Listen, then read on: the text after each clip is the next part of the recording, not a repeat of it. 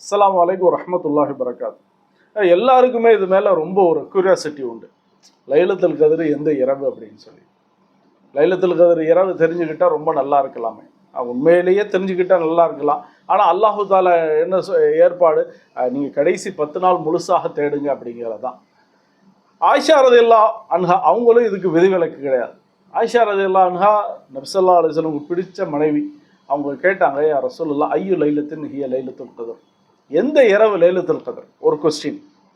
Second question கேட்டாங்க, ஒமா அகூலு, அந்த இரவுல நான் என்ன துவா கேட்கட்டும் அப்படின்னா, இந்த துவா ஏதாவது ஒரு ஸ்பெசிஃபிக்காக சொல்லுங்க அப்படின்னா. நபி ஸல்லல்லாஹு அலைஹி வஸல்லம் ஒரு கொஸ்டினுக்கு பதில் சொல்லாமல் ரெண்டாவது கொஸ்டினுக்கு வந்தாங்க. சொன்னாங்க, கூலி, நீங்கள் இப்படி சொல்லுங்க, அல்லாஹும்ம இன்னக அஃபுவன், அல்லாஹ் நீ மன்னிக்கக்கூடியவன், துஹிப்புல் அஃவ, மன்னிப்பை ரொம்ப விரும்பக்கூடியவன், ஃபஅஃபு அன்னி, என்ன நீ மன்னிச்சிரு அப்படின்னு. அப்போ இந்த லைலத்துல் கத்ர் மட்டும் இல்லை, கடைசி 10 நாள் முழுசாக கேட்கக்கூடிய துவா இந்த துவா தான்.